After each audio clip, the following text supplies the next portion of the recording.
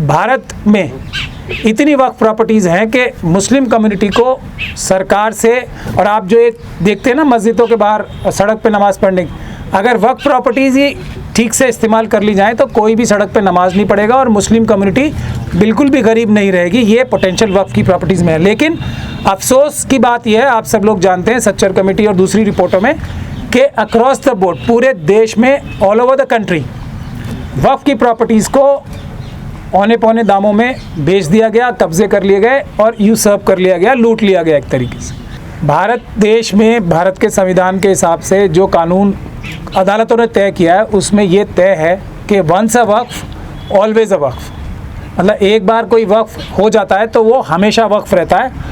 वक्फ क्या होता है? वक्फ की प्रॉपर्टीज़ कोई ऐसी नहीं है कोई सरकार देती है किसी को।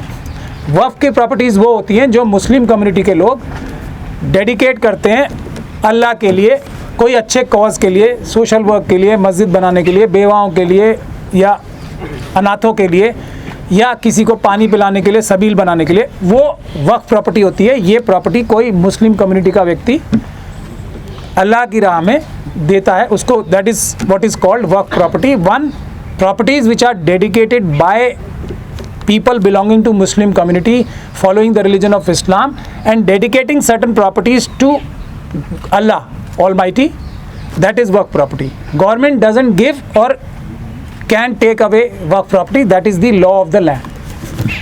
तो ये 123 प्रॉपर्टीज़ जो थी, एक बर्नी कमेटी हुई थी 1979 में, उन्होंने ये एक फाइंडिंग सरकार ने ली थी उनसे कि दिल्ली में बहुत सारी हज़ारों वक्फ प्रॉपर्टीज़ हैं, उसमें से कुछ प्रॉपर्टीज़ ऐसी थी जो कि रोज़मर्रा के इस्तेमाल में आ रही थी, कुछ प्रॉपर्टीज़ ऐसी थी जो कि रोज़मर्रा तो नहीं लेकिन फिर भी रेगुलरली इस्तेमाल में आ रही थी, कुछ प्रॉपर्टीज़ ऐसी थी जो बिल्कुल ही इस्तेमाल में नहीं आ रही थी। तो बर्नी कमेटी ने ये कहा कि जो प्रॉपर्टीज़ बिल्कुल भी इस्तेमाल में नहीं आ रही उनको सरकार ले ले, हालांकि कानून इसके खिलाफ है, सरकार ले ही नहीं सकती।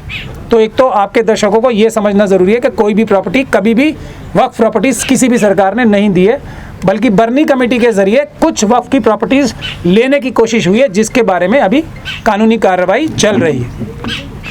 दूसरी महत्वपूर्ण बात यह है कि भारत में इतनी वक्फ प्रॉपर्टीज़ हैं कि मुस्लिम कम्युनिटी को सरकार से, और आप जो ये देखते हैं ना मस्जिदों के बाहर सड़क पे नमाज़ पढ़ने, अगर वक्फ प्रॉपर्टीज़ ही ठीक से इस्तेमाल कर ली जाए तो कोई भी सड़क पे नमाज नहीं पढ़ेगा और मुस्लिम कम्युनिटी बिल्कुल भी गरीब नहीं रहेगी। ये पोटेंशियल वक्फ की प्रॉपर्टीज़ में है। लेकिन अफसोस की बात यह है, आप सब लोग जानते हैं सच्चर कमेटी और दूसरी रिपोर्टों में, कि अक्रॉस द बोर्ड पूरे देश में ऑल ओवर द कंट्री वक्फ की प्रॉपर्टीज़ को औने पौने दामों में बेच दिया गया, कब्जे कर लिए गए और यूसर्व कर लिया गया, लूट लिया गया एक तरीके से। ये केस भी वैसा ही है। अब मैं आज के मुद्दे पे आ जाता हूँ। आप सभी लोग जानते हैं कि जो वक्फ बोर्ड के चेयरमैन हैं उनके ऊपर कितने, मैं ज़्यादा डिटेल में नहीं जाऊँगा, उनके ऊपर करप्शन के चार्जेस की वजह से इन्वेस्टिगेशन भी चल रहे हैं। ही वॉज ऑल्सो अरेस्टेड, उनका अरेस्ट भी हुए थे। अब ये सडनली एक जो लंबे टाइम से जो एक इशू चल रहा था, कोर्ट में विश्व हिंदू परिषद ने, जो इंद्रप्रस्थ विश्व हिंदू परिषद है, केस डाला कि ये जो 2013-14 में सरकार ने 123 प्रॉपर्टीज़ जो सरकार ने अपने कब्ज़े में ले ली थी किसी तरीके से, या कब्ज़ा दिखाने की कोशिश हो रही थी, वो जो नोटिफिकेशन जारी करके वापस किया है वो गलत किया है। यानी कि वक्फ की प्रॉपर्टीज़ जो मुस्लिम कम्युनिटी की थी वो सरकार ने ले रखी थी, वो जो वापस किया है वो गलत किया है। ये एक केस विश्व हिंदू परिषद ने डाला था कि ये प्रॉपर्टीज़ जो हैं सरकारी ही रहनी चाहिए। तो इस केस में रिट पिटीशन डिस्पोज ऑफ हुई थी और उसमें ये कहा था हाई कोर्ट ने, दिल्ली हाई कोर्ट ने, कि सरकार जो है इसका फैसला करे सभी पक्षों से बात करके। सरकार ने क्या किया, सरकार ने पहले एक मेंबर और उसके बाद 2 मेंबर कमेटी बनाई, जिसका मैंडेट ये था कि वो सभी पक्षों से बात करके और इस पे फैसला करे कि सरकार ने क्या फैसला लेना। अब ये सब चीज़ें 2021-22 से चल रही हैं।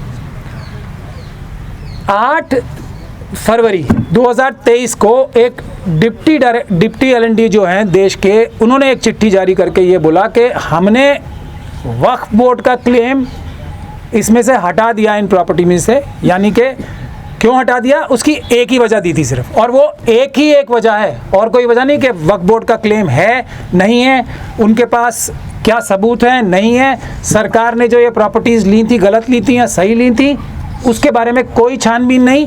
सिर्फ एक पॉइंट पे ये खारिज कर दी गई बात कि वक्फ बोर्ड ने नोटिस देने के बावजूद भी कोई पैरवी नहीं की, अपना पक्ष ही नहीं बताया। अमानतुल्लाह साहब उस वक़्त वक्फ बोर्ड के चेयरमैन थे और उनके पर जो ये केसेस में एलिगेशंस लगे हैं वो ये लगे हैं कि वो अपने अलावा किसी की नहीं सुनते, उनके एक दो साथी हैं वक्फ बोर्ड में और एक उनकी कोठरी है, उनके कहने से कानून को तोड़कर, यही इल्ज़ाम है उनके ऊपर। जो वक्फ बोर्ड में कानून है वो ये कहता है कि पूरे मेंबर्स, वक्फ बोर्ड किसी भी इशू पे फैसला करेगा तो वो कानून तोड़ के अपने आप फैसले करते हैं, यही उनके ऊपर करप्शन नेपोटिज्म के चार्जेस हैं। तो ये केस क्लासिक केस है। अब ये 123 प्रॉपर्टी का, जिसकी अगर, क्योंकि ये रिलीजियस प्रॉपर्टीज़ हैं, होली प्रॉपर्टीज़ हैं, तो इनकी कोई जो पैसे की दृष्टि से कीमत नहीं लगाई जा सकती। अगर इसकी लगाने लगें तो ये लाखों करोड़ का माइंड बॉगलिंग फिगर होगा। उन प्रॉपर्टीज़ का मुद्दा तो बहुत ही अहम मुद्दा होना चाहिए था, जिस पे कोई भी चेयरमैन अपने आप फैसला तो बिल्कुल ही नहीं कर सकता। चेयरमैन की तो ताकत बहुत कम होती है कि 5,000 रुपये किसी को देने हैं या 10,000 रुपये देने हैं, वो भी अगली बोर्ड की मीटिंग में पास कराना पड़ेगा। इससे ज़्यादा कोई ताकत और हैसियत वक्फ बोर्ड के चेयरमैन की नहीं होती। वक्फ बोर्ड का चेयरमैन एक दूसरे मेंबरों की तरह एक मेंबर ही होता है, ये कानून है।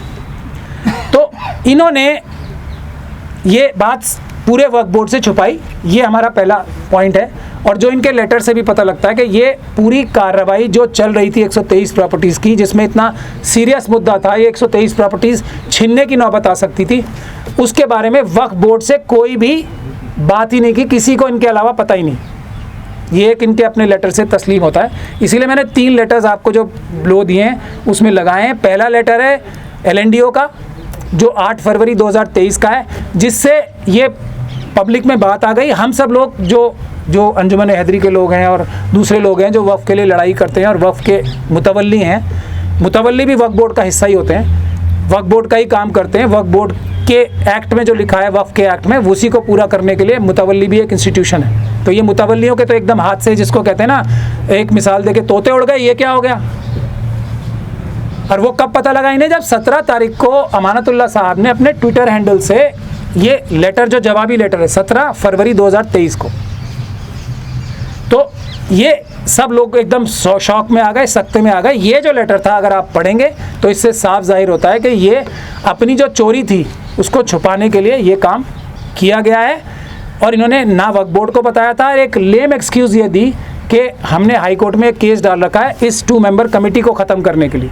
उसमें एडमिटेड केस है उनका, चेयरमैन साहब के लेटर में ही लिखा है कि कोई स्टे नहीं मिला था। अब आप लोग सब इतनी समझ तो रखते हैं, अगर किसी केस में स्टे नहीं मिला और आपने प्रोसीडिंग में भी हिस्सा नहीं लिया तो आप वो प्रोसीडिंग में हारोगे ही हारोगे, और वही हुआ है। तो ये ऐसा लगता है साफ तौर पे कि ये मिली भगत से हुआ है।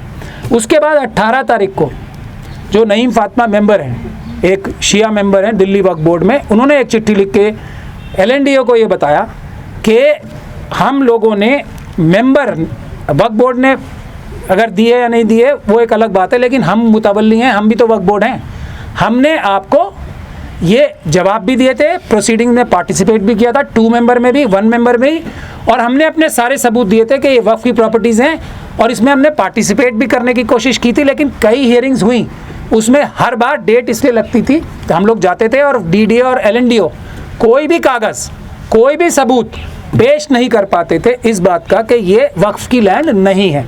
इसलिए कई हियरिंग्स लगी। तो हमने ये लेटर लिखा है कि हमारे पीछे ये फैसला हुआ है और जो ये एक्सरसाइज है ये किसी बड़ी साजिश का हिस्सा है। ये मैं लीगल पॉइंट आपको बताना चाहता था।